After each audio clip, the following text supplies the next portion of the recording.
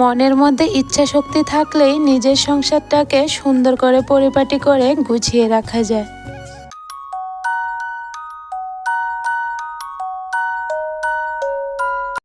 রাধে রাধে বন্ধুরা, good morning. কেমন আছো তোমরা সবাই? আশা করছি যে যেখানে আছো ভালো আছো, সুস্থ আছো। আমরাও ভীষণ ভালো আছি। আজকের দিনটা হলো বুধবার। তোমাদেরকে সাথে নিয়ে প্রতিদিনের মতো একদম সকাল থেকে ব্লগটা শুরু করে দিয়েছি।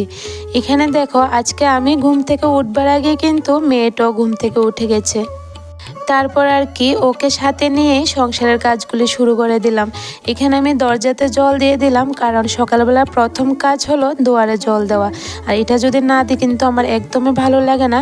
প্রথমে আমি এই কাজটা করে এরপরে সংসারের বাকি কাজকর্মে ধরি। তারপর চাটা খেয়ে নিলাম। আর আজকে আর চা খাওয়াটা তোমাদের সাথে শেয়ার করলাম না, কারণ ওই যে প্রতিদিন একই রকম হয়ে যায়, তো আর ভালো লাগে না। তো আজকে ভাবলাম চা খাওয়াটা আর শেয়ার করলাম না, একদম রান্না থেকে শুরু করলাম। তো দেখো আজকে আমি এখানে কি রান্না করছি তোমাদেরকে বলে দিই। আজকে আমি সব সবজি দিয়ে, মানে সিম, বেগুন, আলু, এরপরে মূলো দিইনি, সিম, বেগুন, আলু দিয়েছিলাম। তো একটা শুকনো মাছ দিয়ে একটা তরকারি রান্না করছি, আর বাঁধাকপির শাক করলাম। এই সবজিগুলো কিন্তু আমি গতকালকে রাতে কেটে রেখেছিলাম, তোমরা তো দেখতেই পেলে আমার আগের ভিডিওতে। আর জানো তো, সবজিগুলো কেটে রাখনে কিন্তু অনেকগুলো কাজ এগিয়ে গিয়েছে, না হলে না আজকে অনেকটা অসুবিধা হতো। মেয়েটা আজকে অনেক ভোরে ঘুম থেকে উঠে গেছে। এবার থেকে সবসময় চেষ্টা করব রাত্রেবেলা সবজিগুলো কেটে রাখার। আজকে কেটে রেখে কিন্তু অনেকটা সুবিধা হয়েছে আমার। আচ্ছা যাই হোক, চলো এখানে আমি 2 তরকারি রান্না করে এরপরে চলে আসলাম বাইরে কাপড়গুলি ধুয়ে দেব। আর জানো তো বন্ধুরা, আজকে একদমই রৌদ্র ওঠেনি, এত একটা কুয়াশা পড়ছে। আর জানো তো, সকালবেলা কিন্তু আমি কাপড় ভিজিয়ে দিয়েছিলাম, ভাবলাম রৌদ্র উঠবে। এখন প্রায় অনেকটা বেলা হয়ে গেছে, এখনো অবধি রৌদ্র ওঠেনি। তো আর কিছু করার ছিল না, কাপড় যেহেতু ভিজিয়েছি, ধুয়ে না দিলে আবার এগুলো গন্ধ ছুটে যাবে। তো সবগুলি কাপড় ধুয়ে এখন মাঠে নিয়ে গেলাম। আর এখানে দেখো, গতকালকের কিছু কাপড় ছিল শুকায়নি ভালো করে। ওই যে ছেলেটার প্যান্ট গেঞ্জিগুলো ভারী ভারী থাকে, তো এগুলো না একদমই শুকাতে চায় না, মানে 2 দিন রোদে দিতেই লাগে। তো গতকালকের কাপড়গুলিও সকালবেলা ঘুম থেকে উঠে মাঠে দিয়ে এসেছিলাম। এরপরে আজকে তো আবার ধুয়ে দিলাম, জানি না রৌদ্র উঠবে কি না। যদি উঠে তো ভালো, আশা করি আজকে রৌদ্র উঠবে না, কারণ আকাশের নমুনা একদম খারাপ হয়ে রয়েছে। তোমরা তো দেখতেই পাচ্ছ, এখন অবধি কিন্তু কুয়াশা পড়ছে। রৌদ্র উঠলে তো ভালো, আর যদি না ওঠে তাহলে আমার জন্য আবার কাজ বেড়ে যাবে। এই যে আজকের কাপড়গুলি আবার আগামীকালকে মাঠে দিতে হবে। আচ্ছা যাই হোক, চলো কাপড়গুলি মাঠে দিয়ে এরপর আমি চলে আসলাম বড় ঘরের কাজে।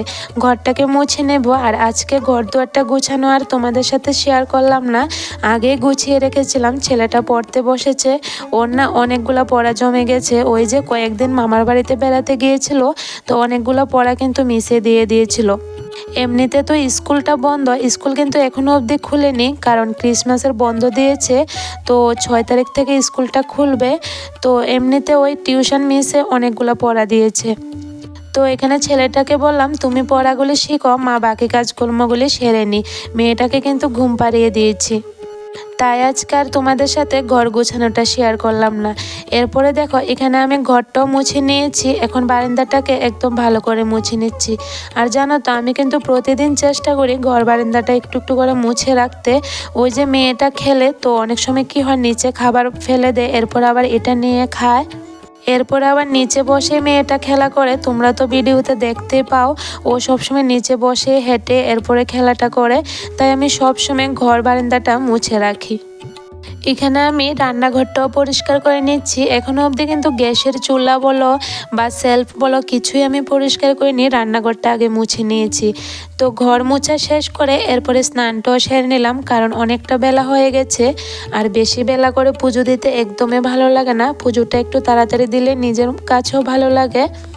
তাই স্নানটা সেরে আগে পুজোটা দিয়ে দিয়েছি। তো চলো, পুজো শেষ করে আবার চলে গেলাম রান্নাঘরে। তখন তো 2 তরকারি রান্না করেছি, তোমাদের দেখালাম। এরপরে ছেলেটা বলছে একটু ডাল রান্না করতাম, তারপরে আর কি ডালটা সিদ্ধ করে আমি বাকি কাজগুলি সেরে নিলাম। তো এখন এখানে একদম গরম গরম ডালটা সোমবার দিয়ে খেয়ে নেব। যে পরিমাণে শীত পড়ছে, আর দেখবে গরম গরম ভাত তরকারি খেতে কিন্তু ভালো লাগে, ঠান্ডাটা একদমই খাওয়া যায় না। তো এখন যেহেতু গরম গরম ডালটা সম্বার দিয়েছি, ভাতটা খেতে কিন্তু ভীষণ ভালো লেগেছে। তারপরে আর কি দেখো, এখানে খাওয়া দাওয়া শেষ করে আবার ধরলাম কাজে, কারণ রান্নাঘর কিন্তু পরিষ্কার করা হয়ে গেছে, মানে নিচের যে ফ্লোরটা এটা পরিষ্কার করা হয়েছে, কিন্তু চুলাগুলা, গ্যাসের চুলা বলো, সেলফ বলো, বাসন বলো, কিছুই পরিষ্কার করা হয়নি। দুপুরে যে খেয়েছি এই বাসনগুলিও পড়ে আছে, তো এখন সব কিছু একসাথে পরিষ্কার করে নিচ্ছি। তো চলো বন্ধুরা, এদিকে আমি কাজ করতে করতে তোমাদের সাথেও কিছু কথা বলি। আজকে আমি এই কথা কেন বললাম, মনে ইচ্ছা শক্তি থাকলে নিজের সংসারের কাজ সুন্দর করে পরিপাটি করে গুছিয়ে রাখা যায়। হ্যাঁ গো বন্ধুরা, এ কথা বলার অবশ্য কারণ ছিল। তো কি কারণ ছিল চলো এটাও বলি তোমাদের সাথে। এখন কিন্তু অনেকটা পরিমাণে ঠান্ডা পড়ছে, এত পরিমাণে ঠান্ডা পড়ছে সকালে কিন্তু একদমই ওঠা যাচ্ছে না, এরপরও কিন্তু উঠতে হচ্ছে। তো কি কারণে উঠতে হয় এটাও বলি তোমাদেরকে। আমরা যদি হাউস ওয়াইফরা সকালবেলা 8টা অবধি ঘুমিয়ে থাকি, তাহলে কিন্তু আমাদের কাজগুলোও ঘুমিয়ে থাকে। তো দেখবে সংসারের কাজের কিন্তু একটা এলোমেলো লেগে যায়। আর মনে যদি একটু ইচ্ছা শক্তি জাগে, সকালবেলা ভোরে ঘুম থেকে উঠে যায়, তাহলে কিন্তু সংসারের কাজগুলি খুব ভালোভাবে করে নিতে পারি। অনেক সময় কি হয়, সকালবেলা উঠতে একদমই ইচ্ছা করে না, কিন্তু এরপরও উঠতে হয় সংসারের কাজের জন্য, কারণ মেয়েটাও ঘুম থেকে উঠে যায়, সাথে ছেলেটারও এখন সকালবেলা টিউশন 8টার সময়, কারণ এখন তো স্কুল নেই ওর, তো মিসে সকালবেলায় পড়িয়ে নিচ্ছে। তো দেখো সংসারের কাজের জন্য কিন্তু আমার সকালবেলা উঠতেই হচ্ছে। ইচ্ছে করলেও কিন্তু আমি ঘুমিয়ে থাকতে পারি না। তো একদিকে ভালোই হয়, সকালবেলা তাড়াতাড়ি করে ঘুম থেকে উঠি বলে সংসারের কাজগুলি কিন্তু আমি গুছিয়ে করে নিতে পারি। আর দেরি করে যদি উঠি, তাহলে কিন্তু সারাদিনের কাজকর্ম এলোমেলো লেগে যায়, কোনটা করব না কোনটা করব একদমই ভেবে উঠতে পারি না। তো চলো বন্ধুরা, এখানে দেখো তোমাদের সাথে কথা বলতে বলতে রান্নাঘরটা কিন্তু একদম পরিষ্কার করা হয়ে গেছে। তো বন্ধুরা, তোমরা অবশ্যই বুঝতে পেরেছো যে আজকে আমি এই কথাটা কেন বললাম, যে মনে ইচ্ছা শক্তি থাকলে নিজের সংসারটাকে সুন্দর করে পরিপাটি করে গুছিয়ে রাখা যায়। আমাদের মনে ইচ্ছা শক্তি আছে বলে কিন্তু আমরা সারাদিন সংসারের কাজগুলি করে নিতে পারি, একদমই কিন্তু ক্লান্ত আসে না আমাদের, আর পরিশ্রমও হয় না। খুব ভালোবেসে কিন্তু আমাদের সংসারের কাজ আমরা করে থাকি। এখন কিন্তু প্রায় সন্ধে হয়ে আছে, তো এখানে আমি দুধটা জালে বসিয়ে দিয়েছি, কারণ কাজটা এগিয়ে রাখি, সন্ধ্যাবেলা আবার মেয়েটাকে দুধ টিফিন করাবো, তাই দুধ জাল দিয়ে দিলাম। এরপরে এখানে জলের বোতলগুলো ভর্তি করে রাখলাম, এখন জানালাটা বন্ধ করে দিচ্ছি। আর একটু বেলা থাকতে আমি জানালাগুলি বন্ধ করে রাখি, তাহলে কি হয়, ঘরে মশাটা ঢুকতে পারে না। আর ঘরে যদি মশা ঢুকে যায়, এরপর আবার কয়েল ধরাতে হয়, আর কয়েলটা ধরালে না মেয়েটার অনেকটা ক্ষতি করে নেয়। আর আমরাও গন্ধটা একদমই সহ্য করতে পারি না, এত একটা বাজে গন্ধ করে কয়েলটা ধরালে, তো একদমই ভালো লাগে না। তাই আমি তাড়াতাড়ি জানালাগুলি লাগিয়ে রাখি, তাহলে আর একটাও মশা ঢুকতে পারে না।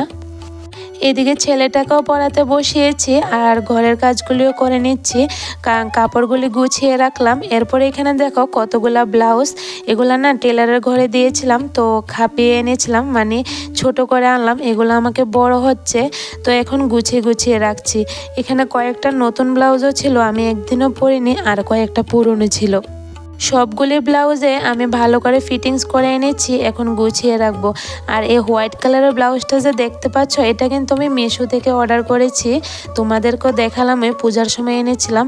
আর জানো তো, পরতে পারিনি, হাতাটা এত ঢিলা হচ্ছে কেন জানি না, পুরনো ব্লাউজগুলোও ঢিলা হচ্ছে, আর নতুনগুলো তো যেটা আনি এটাই ঢিলা হচ্ছে। তো এখন ভালো করে ফিটিংস করে আনলাম। কাপড় চোপড়গুলি গুছিয়ে রেখে এখন চলে আসলাম লুচি বানাবো। ছেলেটাও বলছে আজকে একটু লুচি খাবে, আর আমারও না ভীষণ ইচ্ছে করছে। এই যে ঠান্ডা পড়ছে, ঠান্ডার মধ্যে দেখবে লুচিটা খেতে কিন্তু ভীষণ ভালো লাগে। বিকেলে যখন দুধটা জালে বসিয়েছিলাম, তখনই আমি আটা মেখে রেখেছিলাম, তো আর তোমাদের সাথে শেয়ার করা হয়নি। আর হ্যাঁ, আমি কিন্তু লুচিগুলো আটা দিয়ে বানাচ্ছি, কারণ ময়দার খাবারটা আমি একদমই পছন্দ করি না। মানে আমাদের ঘরে কিন্তু ময়দার খাবারটা খুব কম করা হয়, কারণ আমার একদমই ভালো লাগে না। তো এখানে আমি আটা দিয়ে পুরিগুলো বানাবো। এমনিতেও আটা দিয়ে বানালেও কিন্তু পুরিগুলা খুব সুন্দর হয়, খেতেও ভীষণ ভালো হয়। তো এখানে দেখো আমি সবগুলি পুরি আগে বেলে নিয়েছি, এখন ভেজে নিচ্ছি। আর হ্যাঁ, আজকের পুরিগুলার কালার দেখে তোমরা হয়তো ভাবছো আমি কোনো ফিল্টার ইউজ করেছি, কিন্তু একদমই না। পুরিগুলা কিন্তু আমি সরষের তেলে ভাজছি। আর যে কড়াইটার মধ্যে আমি পুরি ভাজছি না, এই কড়াইটার মধ্যে আমি বেগুন ভাজা করেছিলাম। তো তেল একটু ছিল, ওই তেলের মধ্যে আমি সরষের তেলটা দিয়ে দিয়েছি। তো এই তেলের মধ্যে আমি এখন পুরিগুলো ভেজে নিচ্ছি। আর দেখো একটু একটু যে হলুদ ছিল আর সর্ষের তেলটা লাল, সব মিলে কিন্তু পুরিগুলোর কালার দেখো এত সুন্দর হয়েছে। খেতেও কিন্তু ভীষণ ভালো হয়েছে আর সবগুলি পুরিয়ে ফুলকো ফুলকো হয়েছে। তো চলো এদিকে আমি সবগুলি পুরি ভেজে নিই, এরপরে আবার তোমাদের সাথে কথা হচ্ছে। দুপুরের বাঁধাকপি শাক ছিল, তো পুরি দিয়ে সন্ধ্যের টিফিনটা হয়ে যাবে। তো চলো বন্ধুরা, আজকের ব্লগটা এখানে শেষ করি। ব্লগটা কেমন লাগলো অবশ্যই জানিও। আর একটু হলেও যদি ভালো লাগে তাহলে একটা লাইক কমেন্ট শেয়ার করে দিও, আর চ্যানেলটাকে সাবস্ক্রাইব করে আমার পাশে থেকো। আজকে রাতের খাবারটা একদম সিম্পল খাওয়া দাওয়া করব, কারণ সন্ধ্যাবেলা তেলের টিফিন করা হয়েছে। তো চলো, গুড নাইট।